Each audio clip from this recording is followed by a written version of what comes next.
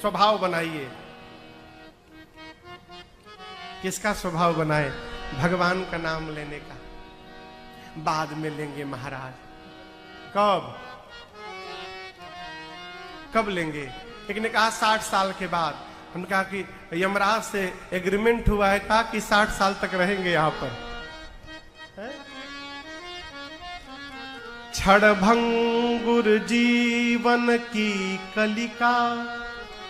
क्षणभंगुर जानते हैं? क्षणभंगुर पानी का बुलबुला, उसको क्षणभंगुर कहते हैं। निकलता है, समाप्त। उसी तरह शरीर है। क्षणभंगुर जीवन की कलिका, कल प्रातः काल खिले ना खिले। क्या पता मलया गिरी की सुचि शीतल मंद सुगंध समीर मिले ना मिले। क्यों नहीं मिलेगा महाराज? कलिकाल कुठार लिए है खड़ा, तन नम्र से चोट झिले ना झिले। इसलिए जप ले हरि नाम हरि रसना। क्या पता अंत समय में ये हिले ना हिले।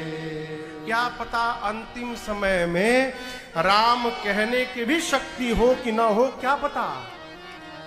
वाल्मीकि ऋषि कहते हैं, प्रभु जिसकी जिह्वा निरंतर आपके नाम जप में लगी है, आप उसके हृदय में जाकर विराजमान होइए। आपके लिए कितने नंबर का घर हुआ? भुलाई गए ना? भुलाई गए। सबसे पहले कौन सा था? कान, दूसरा आंख, ये तीसरे नंबर का घर था। अब चौथे नंबर पर प्रभु प्रसाद पट भूषण धरहि, ऐसे पहले तुम ही निवेदित भोजन करहि। किसके किसके घर में भगवान को भोग लगाया जाता है नित्य? बहुत बढ़िया। जिसके घर में नहीं लगता है वो आज से प्रारंभ करे। कोई बात नहीं, अब तक नहीं लगाए कोई बात नहीं, आज से प्रारंभ करें। वाल्मीकि ऋषि कहते, प्रभु जो सुगंध आपको अर्पित करके स्वयं धारण करे। प्रभु प्रसाद सुचि सुभग सुबासा। पहले सुगंध आपको चढ़ावे, फिर प्रसाद बना के स्वयं धारण करे। ठीक? घर में भोजन बने तो पहले आपको भोग लगावे। और समझिएगा, भोग का लगावे? किशमिश, बादाम, कटिंग काजू।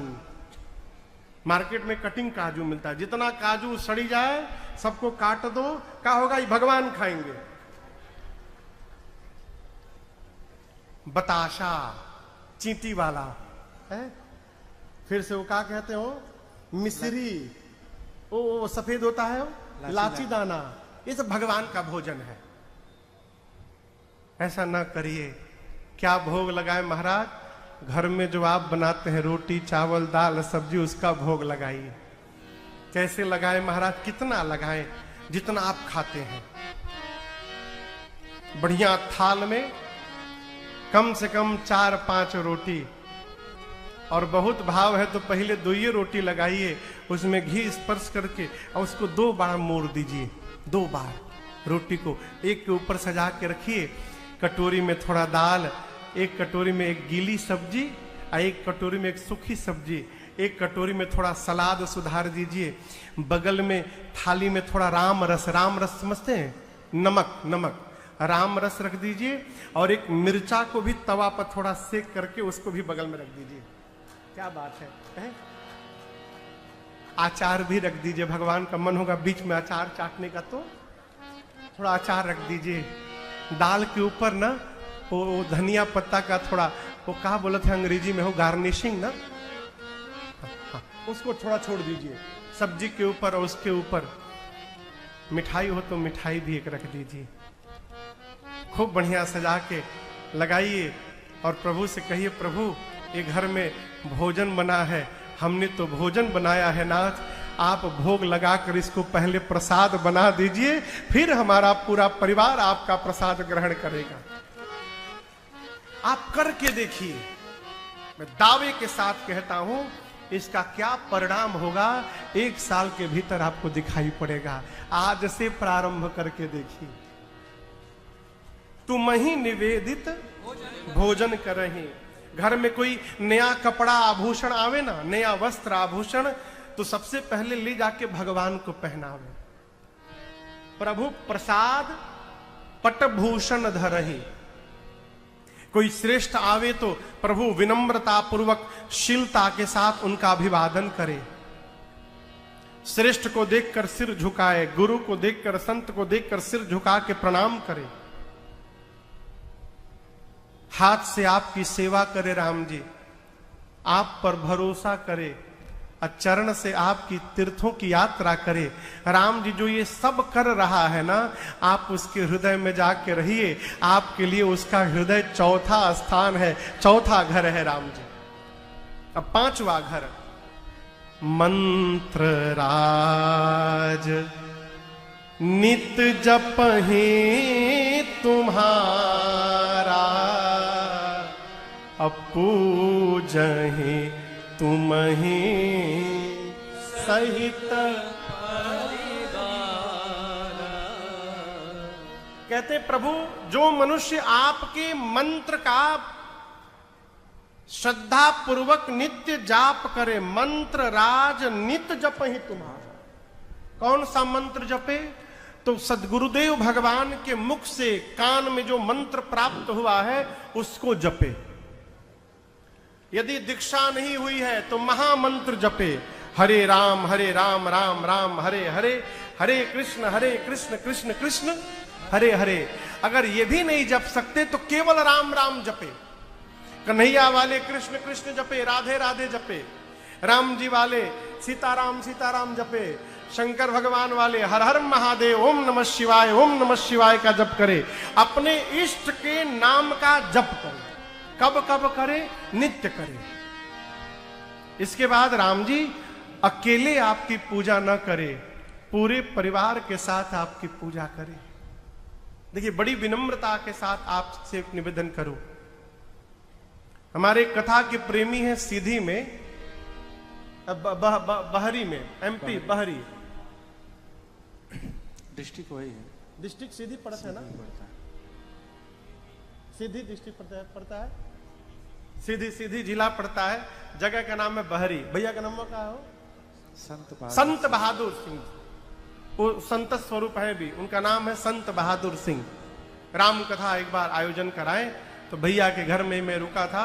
उनके घर के बाहर एक मंदिर है, तो मंदिर दर्शन करने गया तो बहुत सारे भगवान छोटे छोटे लाके रखे हुए थे।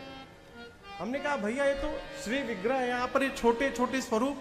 बोले महाराज क्या बोले, एक आदमी अपने घर का सारा भगवान यहाँ छोड़ के चला गया। हमने पूछा क्यों छोड़ दिए?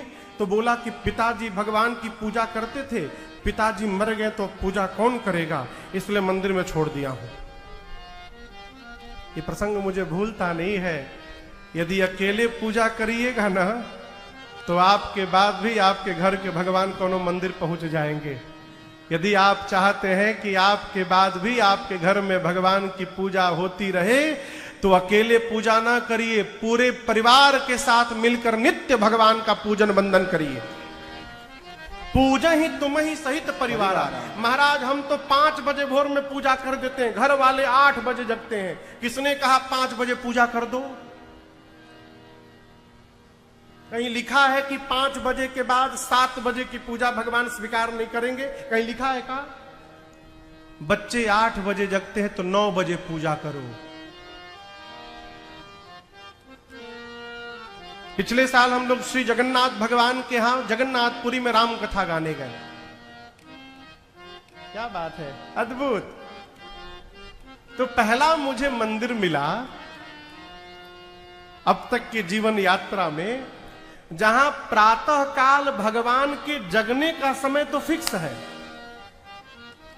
लेकिन रात्रि में भगवान के सोने का समय नहीं फिक्स है। श्री जगन्नाथ भगवान की शयन आरती कब वो रात को 12 बजे, कभी रात को 2 बजे, कभी 10 बजे, कभी 11 बजे। हमने पूछा भैया ऐसा क्यों नियम है? उन्होंने कहा कि महाराज ये जगन्नाथ भगवान है, जब तक इनके भक्त दरवाजे रहते हैं तब तक भगवान दर्शन देते रहते हैं, सोने नहीं जाते। और एक भगत ने तो कहा कि सरकार जगन्नाथ भगवान की तो पलकें ही नहीं है, जगन्नाथ भगवान की पलक नहीं है। और सोने के लिए पलकों का होना आवश्यक है। भाई पलक बंद करेंगे तभी न सोएंगे। पलक क्यों नहीं है? ये जगन्नाथ भगवान है, पूरे जगत के नाथ हैं। न जाने कौन भक्त कब भगवान को बुला दे, इसलिए भगवान जगन्नाथ सोते ही नहीं हैं, 24 घंटे जगे रहते हैं। इसीलिए ये आवश्यक नहीं कि 5 बजे पूजा करेंगे तो भगवान स्वीकार करेंगे, 9 बजे करिए, लेकिन सबको लेकर के करिए, पूरे परिवार के साथ करिए। कई लोग कहते हैं महाराज नए बच्चे पूजा में नहीं आते, दे डोंट लाइक पूजा महाराज, मारे मुहुआ पर 2 ही थपरा। बुरा न मानिएगा, हमारी संतान यदि भगवान से दूर हुई है तो ये संतान का अपराध नहीं है, ये हमारा अपराध है। हमने बच्चों को भगवान से जोड़ा ही नहीं। कौन कहता है बच्चे पूजा में नहीं आते? सड़ा हुआ काजू भोग में लगाइएगा, कौन पूजा में आइएगा? कौन आएगा हो? यदि आप चाहते हैं कि आपके घर के छोटके छोटके चुनुआ मुनुआ भी सुबह पूजा करे, तो शाम को बाजार जाइए और डेयरी मिल्क का खूब बढ़िया बढ़िया चॉकलेट लेके आइए। पहले बहुत बहुत बढ़िया, अभी तो बहुत नया आइटम आ गया, बबली आ गया, सिल्क आ गया। हमारा सबसे फेवरेट है नटीज। चॉकलेट लेके आइए, रात को घर के बच्चों को दिखा दीजिए ये बबली सिल्क है।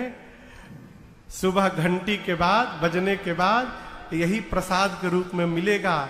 आप यदि 6 बजे आरती करते हैं, बच्चे 5:30 बजे नहाकर आपको दिखाई पड़ेंगे पूजा घर में।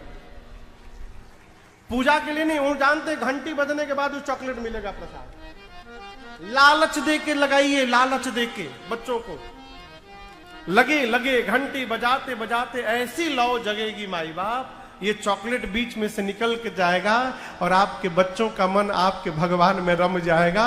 पूजा ही तुम ही सहित परिवार, तर्पण होम करे। अभी तो पितृपक्ष चल रहा है, नित्य तर्पण का विधान है। इसके अलावा हर अमावस्या को पितरों का तर्पण करे। पूर्णिमा के दिन किसी ब्राह्मण देवता को बुलाकर घर में बिठा करके और उनके मुख से श्री सत्यनारायण भगवान की कथा सुने। ऑनलाइन कथा ना सुने। क्षमा पूर्वक एक निवेदन करना चाहता हूं, आजकल एक प्रथा चली है ऑनलाइन पूजा की।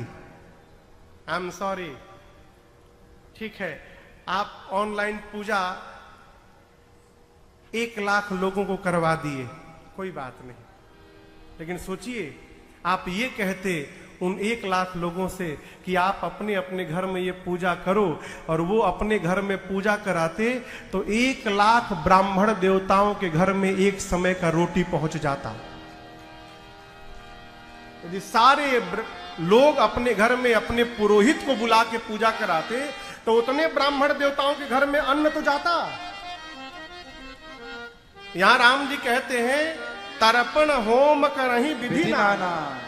अमावस्या के दिन तर्पण करे, पूर्णिमा के दिन ब्राह्मण देवता को बुलाए, श्री सत्यनारायण भगवान की कथा श्रवण करके हवन करे, होम करे, उसके बाद देवता को जिमावे।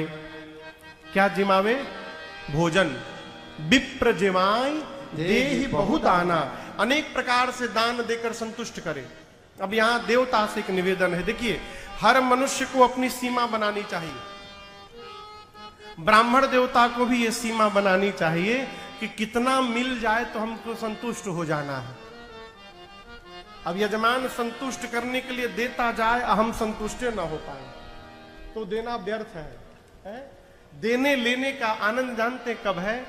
देने वाले को लगे कि कुछ नहीं दिया है और लेने वाले को लगे कि सर्वस्व प्राप्त हो गया है, यही आनंद है। ब्राह्मण को भोजन कराकर अनेक प्रकार से दान देकर संतुष्ट करे, तर्पण होम करे, अपने गुरु जी का सम्मान राम जी आपसे अधिक करे। और हे राघव जी, सब करी मांगहि एक फल, राम चरण रति हो, तिनके मन मंदिर बसहु, सिय रघुनंदन दो। ये सब कर्म करने के बाद जो केवल एक ही प्रार्थना करे, राम जी आपके चरणों में प्रेम हो जाए, हे राम जी आप उसके मन रूपी मंदिर में जाकर सीता जी लक्ष्मण जी के साथ विराजमान हुई। ये 5 वाघ है। और मैं आपसे निवेदन करूं, यही 5 स्थान हमारे आपके बस में है, क्योंकि इसके बाद के जो स्थान है ना, वो बिना भगवत कृपा संभव नहीं है। राम जी कहते काम ना हो, क्रोध ना हो, लोभ ना हो, मोह ना हो, ये कैसे संभव है? 4-5 बात सामने से आप गुजर जाइए, देखिए हम ही को क्रोध आ जाएगा।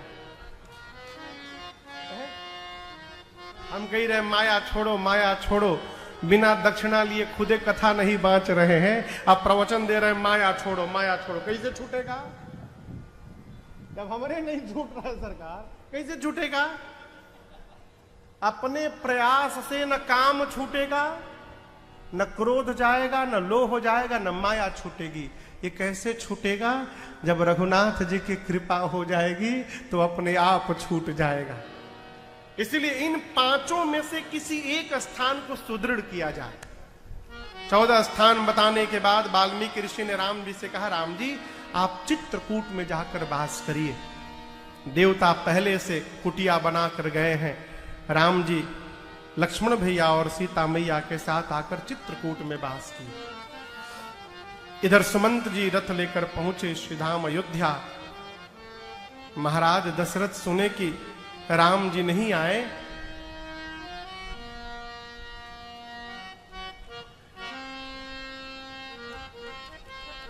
मांडलगढ़ भिलवाड़ा के विधायक परम आदरणीय श्रीमान गोपाल जी खंडेलवाल यहां उपस्थित हैं। स्वागतम। जय जय जय जय।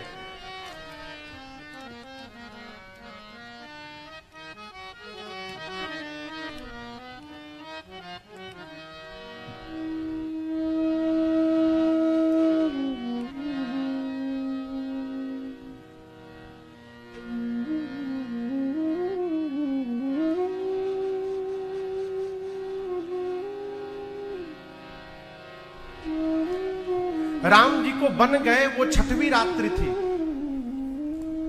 चक्रवर्ती जी सोचने लगे राम को गए 6 रात हो गए, अब तक मेरा प्राण नहीं गया। मानो महाराज प्रायश्चित करने लगे और एक एक दिन के बदले एक एक बार राम राम कही, राम कही, राम राम कही, राम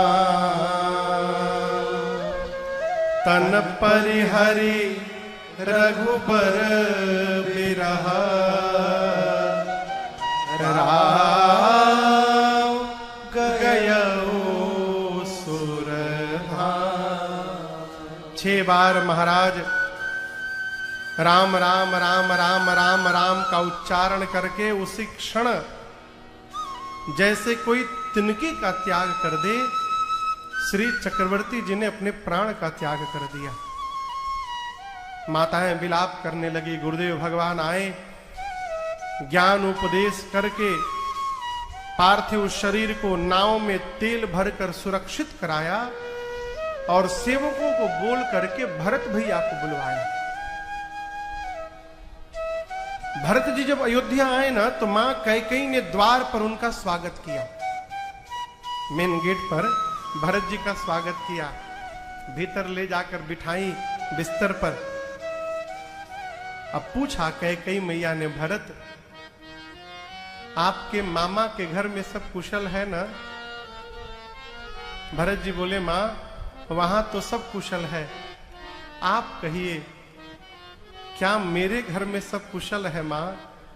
कैकेयी माँ पूछी क्यों पूछ रहे हो? भरत जी कहे माँ आज तक जब भी मैं कहीं बाहर से घर लौटा हूं ना तो द्वार पर मेरी तीनों माताएं मुझे मिली हैं। आज पहली बार हुआ कि आप अकेली खड़ी थी द्वार पर। मेरे घर में सब कुशल है ना माँ? कैकेयी जी ने कहा भरत कुशल तो मैंने सब कर लिया था, ब्रह्मा जी ने एक बात बिगाड़ दी। भरत जी पूछे क्या हुआ माँ? कैकेयी मैया ने कहा भरत आपके पिताजी नहीं रहे। गोस्वामी जी कहते हैं भरत भैया सुने पिताश्री नहीं रहे, तात तात हा तात पुकारी, हे तात कह के भरत जी धरती पर गिरकर तड़पने लगे, जैसे मानो किसी मछली को जल से निकाल कर धरती पर छोड़ दो। वो छटपटाने लगे, भरत जी छटपटाने लगे। उठे कैकेयी मैया से पूछे कारण बताओ, और आपको बताऊं मां कैकेयी ने सब बता दिया। कैसे कैसे वरदान मांगा, राम वन चले गए, राम के वियोग में महाराज चले गए। यहां गोस्वामी जी कहते हैं भरत भैया सुने कि राम भैया वन चले गए। गोस्वामी जी कहते हैं ये सुन के भरत जी पिताजी की मृत्यु भूल गए। क्यों भूल गए? कोई आदमी यदि मोटरसाइकिल से गिर जाए ना, मोटरसाइकिल से गिर जाए और वो देखे कि दाहिना हाथ छिल गया है, वो हाथ छिल गया, तब तक पता चले कि दाहिना तो केवल छिला है, बायां टूट गया। और जब ये पता चलेगा कि बायां टूट गया है तो बाएं हाथ के टूटने की जानकारी मिलने के बाद दाहिने हाथ का छिलन भूल जाएगा। वो जीवन में जब बड़ा दुख आता है तो छोटे दुख का विस्मरण हो जाता है। भरत जी तो अब तक रो रहे थे कि पिताजी नहीं रहे। जब सुने कि राम भैया वन चले गए, पिताजी की मृत्यु भूल गए। मां कौशल्या के पास गए और गोद में बैठकर बोले मां मैं सत्य बोलता हूं, मुझे कुछ नहीं मालूम था मां। मां यदि भैया के वन जाने में मेरी भी सहमति अगर हो ना मां, तो मैं कहता हूं जो पाप गुरु की हत्या से लगता है वो पाप मुझे लग जाए मां। जो पाप गौ हत्या से लगता है मैं लेने को तैयार हूं मां। मैं कुछ नहीं जानता मां, जो पाप माता पिता की हत्या से लगता है तेरे भरत को लग जाए, जो पाप अंक में पल रहे संतान की हत्या से लगता है मुझे लग जाए मां। भरत भैया कहते कहते 28 पाप कही गए और बोले ये सारे पाप लेने को मैं तैयार हूं यदि भैया के वनवास में मेरी लेश मात्र भी सहमति है। कौशल्या मैया ने कहा भरत सूर्य को देखे हो ना, जिस सूर्य के आने के बाद अंधकार समाप्त होता है, भरत ये संभव है कि किसी दिन अंधकार ही सूर्य को समाप्त कर दे। ये पूरा का पूरा आकाश एक छोटे से बादल में समा जाए, ये संभव है। जल से निकलने के बाद भी धरती पर मछली मरे नहीं, जीवित रह जाए, संभव है। धरती अपनी क्षमा तत्व का त्याग कर दे, लक्ष्य भरत, ये संभव है। लेकिन मैं एक बात कहना चाहती हूं, मेरा भरत अपने राम भैया के विरोध में जाकर कोई व्यवहार करेगा, ये किसी युग में संभव नहीं है भरत, ऐसा कदापि नहीं हो सकता। रात भर भरत जी मां की गोद में बैठे रहे। प्रातः काल गुरुदेव भगवान आए, सरजू जी के तट पर महाराज के पार्थिव शरीर को अग्नि दिया गया। दशगात्र भया, त्रयोदश संस्कार पूर्ण हुआ। उसके बाद श्रद्धांजलि सभा बैठी अयोध्या में। गुरु जी ने भरत जी से कहा भरत जी देखिए, ब्रह्मा जी ने मनुष्य को जन्म दिया तो है, परंतु 6 वस्तुओं पर मनुष्य का कोई अधिकार नहीं है। कितने वस्तुओं पर? हानि, लाभ, जन्म मरण मरण यश और अपयश ये विधाता के हाथ में है। भरत जी हम कह रहे हैं आपके पिता जैसा पिता न था, न है, न आगे कभी भविष्य में होने वाला है। भरत जी आपके पिताश्री सब प्रकार बड़भागी थे। आपके पिताजी को वचन से प्रेम था, प्राण से प्रेम नहीं था भरत जी। इसलिए दशरथ जी ने वचन को बचाया, प्राण को छोड़ दिया। वचनों से प्रेम करते थे, प्राण से प्रेम नहीं करते थे। एक वचन को मानकर आपके भैया बन चले गए। भरत जी दूसरा वचन मान के आप राजा बन जाइए ना, कोई बुरा नहीं कहेगा आपको। भरत जी खड़े हुए, कहे गुरुदेव हम एक प्रश्न पूछे। शरीर पर सबसे ऊपर कौन सा गहना पहनते हैं? कहिए। मांग टीका, मांग टीका, ठीक ना? और शरीर में सबसे नीचे कौन सा गहना पहनते हैं? बिछिया, पांव की उंगली में। भरत जी बोले गुरुजी कोई स्त्री सिर से लेकर पांव तक जितने गहने होते हैं सारे गहने पहन ले और कपड़ा न पहने, कैसा लगेगा गुरुजी? बोले व्यर्थ लगेगा। अच्छा गुरुदेव किसी के मन में वैराग्य न हो और वो ब्रह्म पर प्रवचन करे, बोले व्यर्थ है। शरीर में रोग हुआ है और 56 प्रकार का भोग, गुरुजी बोले व्यर्थ है। यदि प्रेम नहीं है और हम जप तप व्रत कर रहे हैं, गुरुजी बोले बिना प्रेम का किया गया जप तप व्रत सब व्यर्थ है।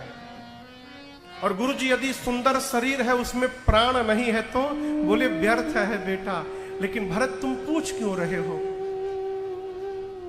भरत जी बोले गुरुदेव पिताजी देवलोक चले गए, भैया मेरे वन में चले गए, आप मुझे राजा बनाकर मेरा हित देखना चाहते हैं। मैं एक बात कहना चाहता हूं गुरुजी, जिस प्रकार कपड़े के बिना शरीर का गहना व्यर्थ है, वैराग्य के बिना ब्रह्म की चर्चा व्यर्थ है, रोगी शरीर को नाना प्रकार का भोग व्यर्थ है, प्रेम के बिना किया गया जप तप व्रत व्यर्थ है, प्राण के बिना सुंदर शरीर व्यर्थ है गुरुदेव, उसी प्रकार अयोध्या में आप सब लोग हैं, लेकिन यदि मेरे भैया राम नहीं है तो भारत के लिए अयोध्या व्यर्थ है गुरुदेव। इस अयोध्या का कोई अर्थ नहीं है मेरे लिए। अभी आप दर्शन करिए, मैं राजा नहीं बना हूं, मैं इतना बड़ा पापी हूं गुरुजी, आप कल्पना नहीं कर सकते। मैं राजा नहीं बना, केवल ये कहा गया है कि भरत राजा बनेगा। आप सोचिए, मेरे नाम का प्रस्ताव सामने आया, पिताजी मर गए, बड़े भैया वन में चले गए। मैं कितना अधम हूं जिसके नाम के आगे आने से इतना उत्पात हो गया गुरुदेव। जिस दिन ये पापी सिंहासन पर बैठ जाएगा, धरती फट के रसातल में चली जाएगी, बर्दाश्त नहीं कर पाएगी गुरुजी। आप सबने अपनी बात कह दी, आज्ञा हो गुरुजी तो मैं अपनी बात कहना चाहता हूं। गुरुजी बोले कहिए भरत जी। भरत जी बोले प्रभु आप जानते हैं मैं क्या चाहता हूं। गुरुजी बोले कहिए। भरत भैया बोले एक इहई मन माही। मेरे मन में एक ही बात इस समय चल रही है गुरुजी, प्रातः काल चलो प्रभु पाई। गुरुदेव मैं प्रातः काल भैया के पास वन में जा रहा हूं, मैं जा रहा हूं ये निश्चित है। मेरे साथ जिसको जिसको चलना है वो चल सकता है, कोई नहीं चलेगा तो मैं अकेले जाऊंगा। क्यों जाऊंगा गुरुजी? मैं जानता हूं भैया को, यद्यपि मैं अपराधी हूं लेकिन मुझे विश्वास है मेरे राम भैया जैसे मैं सामने जाऊंगा अपने इस पापी भाई को देखेंगे, मेरे समस्त अपराधों को क्षमा करके मेरे भैया दौड़कर मुझे अपने हृदय से लगा लेंगे। गुरुदेव, ये मुझे भरोसा है उन पर। मोहि रघुबीर भरोस। पूरी प्रजा भरत जी का जय जयकार करने लगी अयोध्या की। उस रात अयोध्या में कोई सोया नहीं। अवधवासी सोचे, राम जी के साथ गए थे, तमसा नदी के तट पर सोए थे, राम जी छोड़ के चले गए, कहीं अयोध्या में सो गए और भरत लाल छोड़ के चले जाएंगे तो क्या होगा। कोई सोया नहीं रात भर। पवित्र सेवकों को बुलाकर अयोध्या के रख रखाव का भार सौंपा। गुरुदेव भगवान से भरत जी बोले, गुरु जी आज्ञा हो तो हम अभिषेक की पूरी सामग्री साथ में ले लेते हैं, आप पहुंचते वहां पर भैया का तिलक कर दीजिएगा। गुरु जी बोले, सब सामग्री ले लो। अभिषेक की सामग्री लिए, श्रेष्ठ रथ पर गुरुदेव को बिठाए, पाल की पर माताओं को बिठाए। अयोध्यावासी अपने अपने वाहन पर बैठ पूरे समाज को लेकर भरत भैया चले। पहले दिन तमसा नदी के तट पर विश्राम हुआ, दूसरे दिन गोमती मैया के तट पर विश्राम हुआ, तीसरे दिन सई नामक नदी के तट पर विश्राम हुआ और चौथे दिन भरत भैया पूरे समाज के साथ श्रृंगवेरपुर गंगा जी के तट पर पहुंचे। निषाद राजगुह ने दंडवत प्रणाम करके पूरे समाज का स्वागत किया है और भरत भैया पूरे समाज के साथ श्रृंगवेरपुर में गंगा जी के तट पर रात्रि में विश्राम करते हैं। भरत भैया श्रृंगवेरपुर में विश्राम करते हैं और आज के बेला को हम और आप अब यहां विश्राम करते हैं।